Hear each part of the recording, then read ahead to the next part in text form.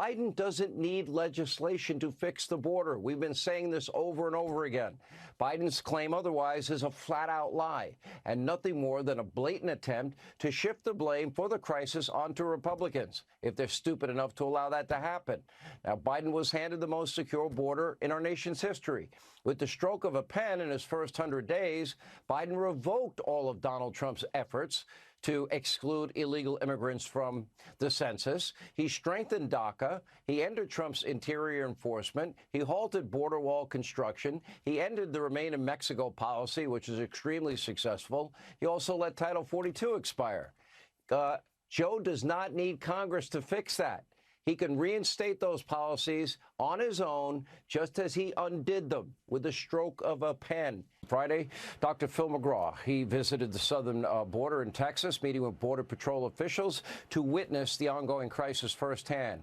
He rightly criticized the administration for their failures, calling it, quote, a humanitarian crisis unlike anything we have ever seen before.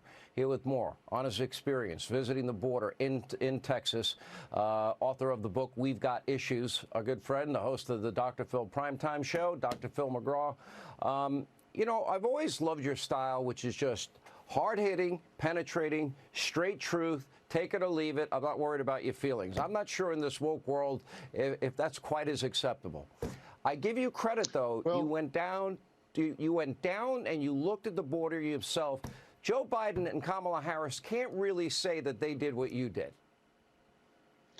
Well, Sean, thank you. I did go down because, first off, I'm pro-immigration. You need to understand, I think we need immigration in America. We need it for a lot of different reasons, but not the way it's being practiced right now. No, you're pro-legal immigration. You're pro-legal immigration. Right. I'm pro-legal immigration.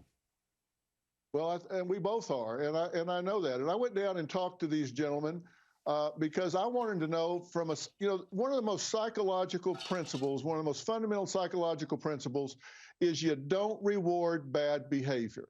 And I wanted to go talk to the guys that are heading this up. And I have to tell you, you talk about some impressive troops down there. These guys are fighting a morale battle because they can't get what they need.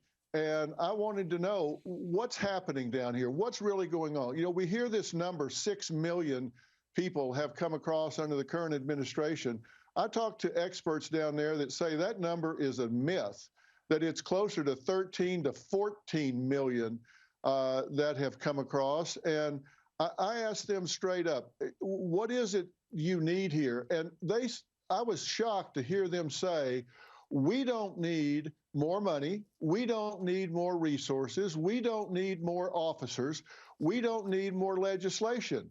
We just need the laws that are on the books to be followed. We need to be allowed to do our job, and we can get this under control right now. We don't need a bunch more money, officers, and legislation. Just let us do our job. That's all we need.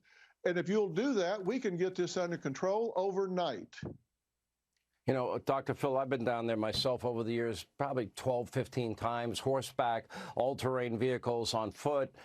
You know, I've been out. I've been in the drug warehouses, you know, floor to ceiling, you know, drugs that will kill our kids. You know, whatever the number is, 8 million, 10 million when you count gotaways, illegal immigrants. Here's the thing nobody else wants to talk about. With supporting legal immigration, that to me means, well, every person coming to this country needs to be vetted. They can't have radical ties or associations. We need to know that before they come here. We need to know, give them a health check in the middle of a post-pandemic world. We need to make sure they won't be a financial burden on the American people. I think very simple stuff.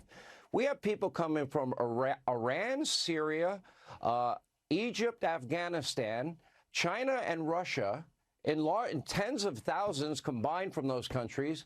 Why do you think they're coming to our southern border? And what are the odds that there are terror cells among that large group of people?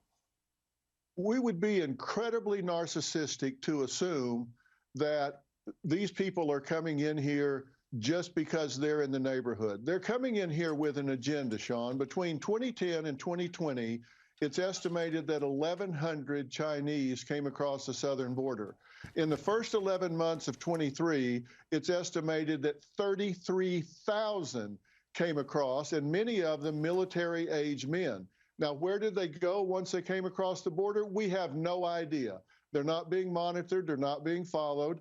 And look, in China, you don't just decide, you know what, I think I'll take a trip. They have to go through certain steps to get out of China. It costs a lot of money to get here. And when they get here, what are they doing? If they're working in farming, if they're working in industry, I'll promise you they are expected to do certain things. Are they spying? Are they sending seeds back from farming to China? Are they getting plans from industries they're working on? Who knows what they're doing? We don't know, and we need to know. And the guards tell me, and I talked to so many of them down there, they said, we're not trying to close the border. What we want to know is who, why, and what. Who's coming in here? Why are they coming? And what is their business? And we have the right to know that, to control who's coming into this country. And as I said, you don't reward bad behavior. You don't subsidize things that you don't want to see more of. But that's what's happening. And there's an interesting thing that really shocked me, Sean. If they run into someone in a brown uniform, that's a Texas Department of Public Safety border guard, they get arrested, they get put in jail, and they get returned. If they run into a green uniform, that is federal, they get money and a court date that's 7 to 10 years down the road, and they get released into the country. So you see these groups coming across, and if they see a brown uniform, they hide. They see a green uniform, they run towards it. And that, to me, is just insane that we have that kind of difference going on down there with guys working side by side.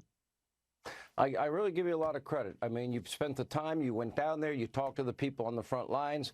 Mark my words, Dr. Phil, and I pray to God that I'm wrong, that I can one day say I was wrong. Among the 10 million or so illegal, unvetted Joe Biden immigrants, I guarantee you terror cells have mixed among that group, and they're not coming here because they want a better life for themselves or their family. And he will then have blood on his hands. That's a national security disaster, a clear and present danger. Dr. Phil, thank you. Great to have you back.